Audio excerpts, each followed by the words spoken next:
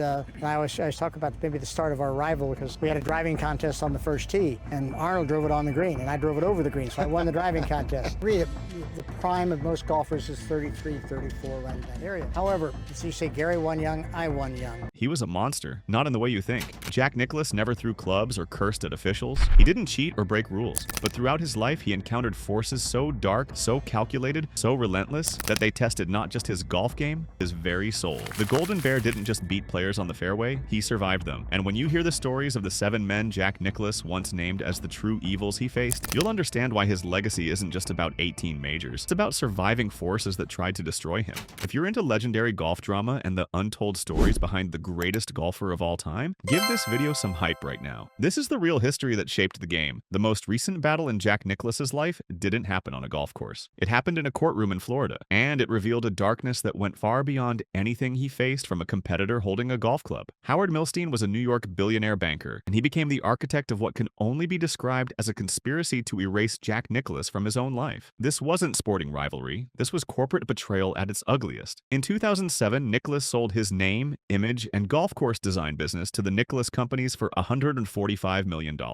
Milstein financed the deal. For 10 years it worked, but Nicklaus had sold his identity. When he stepped down in 2017, he was locked into a 5-year non-compete. By 2022, at 82 years old, he wanted his freedom back. That's when Milstein launched his offensive. The lawsuit started. The company accused Nicklaus of breach of duty, but Milstein's real weapon was far darker. The jury found that Milstein and executive Andrew O'Brien orchestrated a campaign to destroy Nicklaus's reputation. They spread lies that Jack was suffering from dementia, mentally unfit to manage his affairs. Think about that for a moment. The greatest golfer in history was being publicly painted as senile. Why? Because in the golf course design world, when developers pay millions for the Nicklaus signature, they want to know Jack himself is involved. By spreading dementia rumors, Milstein was trying to tank the very asset he could no longer control. It was calculated psychological warfare, the kind of move that had never been thrown at Nicklaus in all his competitive years. It was purely corporate evil. The goal was to isolate him, to make him unemployable, to force him back into dependence on the Nicklaus companies. Simultaneously, the company weaponized the LIV golf controversy. They planted stories saying Nicklaus had sold out the PGA Tour, that he'd betrayed the institution he helped create for Saudi money. But here's the twist that proves how evil this truly was. Court documents revealed that it was the Nicklaus company's own executives who had arranged for Nicklaus to meet with Golf Saudi representatives in 2021 to discuss course design work. Nicklaus attended reluctantly, but then the company turned around and used that very meeting, which they had forced, to accuse him of disloyalty. They manufactured his own guilt. The resolution came in October 2025. A 6-person jury in Palm Beach County deliberated for 4.5 hours. They ruled that the Nicklaus companies had exposed him to ridicule, hatred, mistrust, and contempt. The verdict came back at $50 million.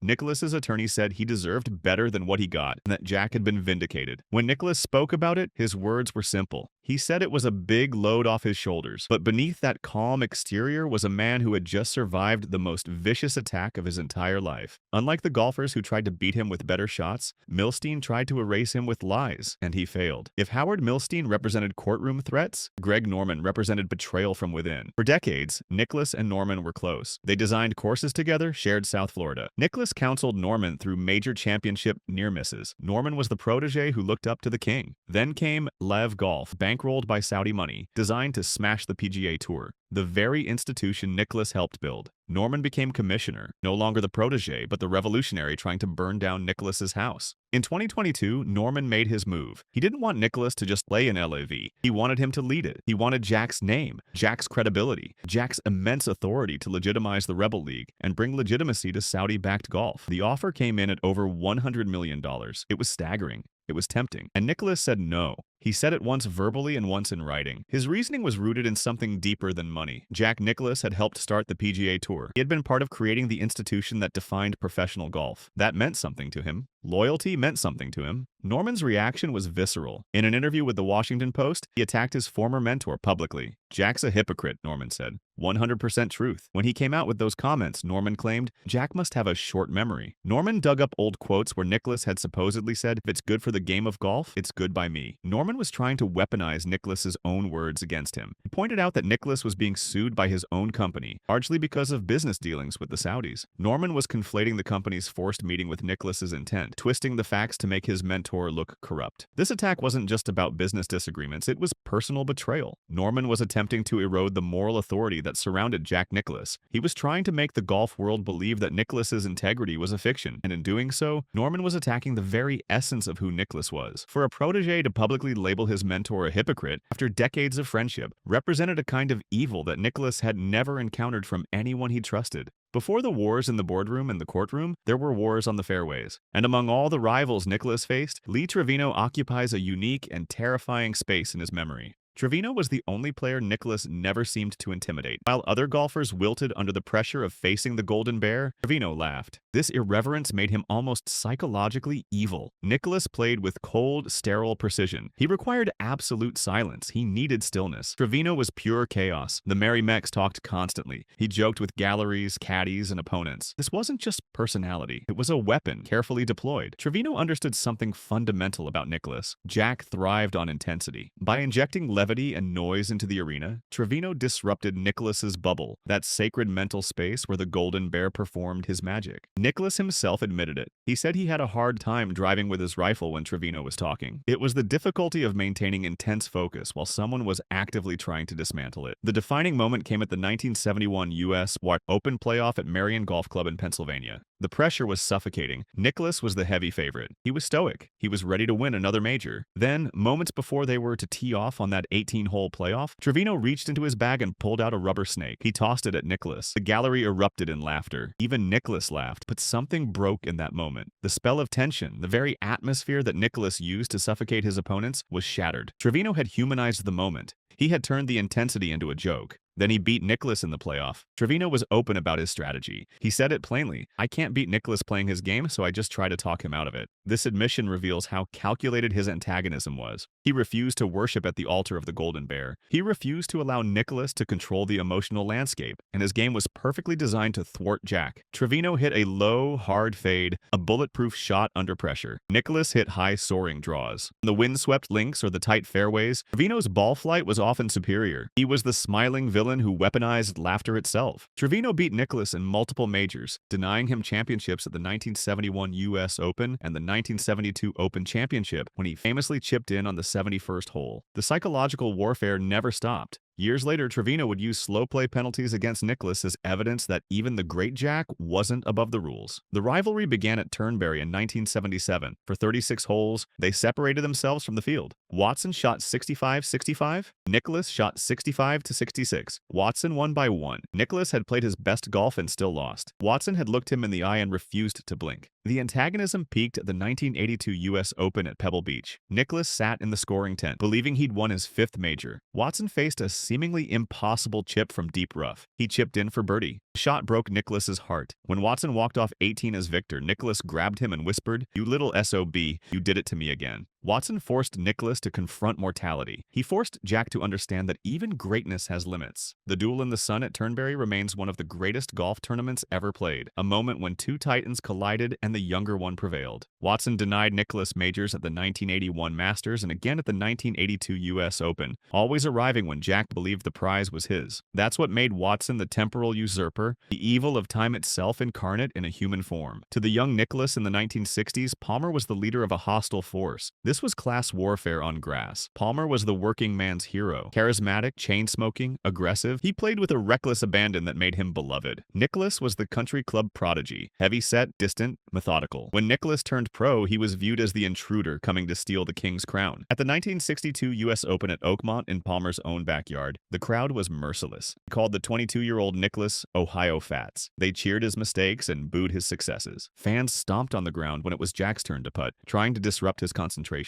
The hostility was so intense that Nicklaus's father had to be physically restrained to prevent him from fighting a fan in the gallery. In 1963, Nicklaus joked that Arnie shouldn't be there because Palmer hadn't won a major that year. He called him an also-ran. The press erupted with headlines. Palmer had to diffuse the tension with a bear hug the next day, but the damage was done. The public had decided Nicklaus was the villain. Palmer represents the pain of rejection. No matter how good Nicklaus was, people loved Arnie more. Gary Player, the third member of the Big Three, has become a source of significant irritation for Nicklaus. While they share decades of history, Player's aggressive promotion of his own legacy strained the harmony within the group. Player has publicly chafed at being considered third. He has repeatedly cited his international travel record and his commitment to fitness as evidence of superiority. He claims his championships required more sacrifice than Nicklaus's. Player publicly acknowledged Nicklaus as the GOAT based on the record book, but often qualifies it, claiming he could make Nicklaus into a better player. He's complained bitterly that Augusta National treats him unfairly, saying he has to beg members to let his grandchildren play. This public criticism of the institution Nicklaus reveres creates tension in their honorary starter role. Players' inclusion stems from the evil of envy. His inability to accept his place with grace mars the sunset years of the Big Three. Nick Faldo represents a different kind of antagonist. He is the intellectual critic. As the lead analyst for CBS, Faldo held the microphone for millions of viewers. He was not afraid to challenge the wisdom of the Golden Bear. The most vivid example occurred during the broadcast of the 2022 Memorial Tournament, Nicklaus's own event. Nicklaus was explaining his philosophy of course management. He stated it clearly: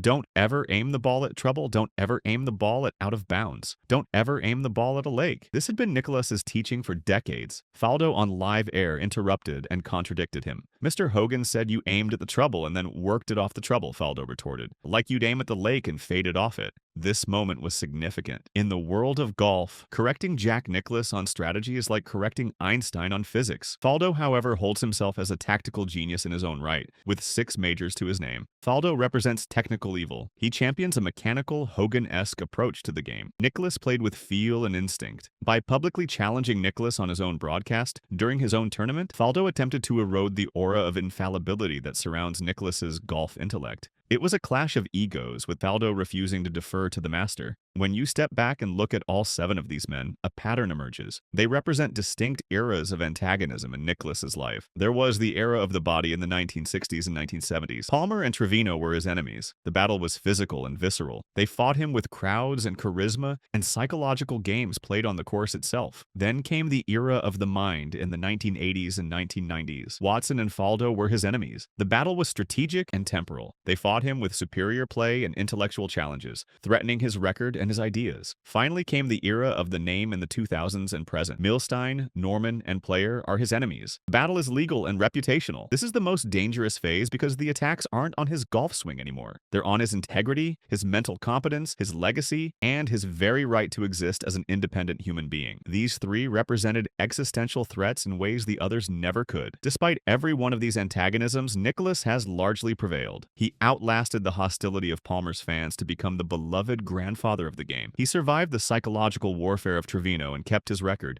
He befriended Watson after the bitterness of defeat. They became close friends. He legally crushed Milstein's attempt to declare him incompetent. He maintained his dignity in the face of Norman's hypocrite slurs. The $50 million verdict against the Nicklaus companies serves as the final punctuation mark on a career defined by winning. Even at 85, when faced with the evil of corporate takeover and dementia accusations, the Golden Bear fought back and won. This is the real story that doesn't get told. Jack Nicklaus's legacy isn't just about 18 majors. It's about surviving forces that tried to destroy him. Envy, betrayal, distraction, time, rejection, legal assault, and intellectual challenge. Every single one of these forces sharpened him. Every antagonist made him greater. The 7 men on this list represented everything that stood in the way of Nicklaus's dominance. They were not comic book villains. They were real men with real power, real ambition, and real hunger to diminish the Golden Bear. But Nicklaus outlasted them all. He outlasted Palmer's fans. He outlasted Trevino's laughter. He outlasted Watson's clutch play. He outlasted Faldo's intellectual arrogance. He outlasted Norman's betrayal. He outlasted Player's resentment. And at 85 years old, he outlasted Milstein's lies and legal warfare. In the end, even evil couldn't beat Jack Nicklaus. It only made him stronger. It only made him more of a legend. That's the true story of the Golden Bear.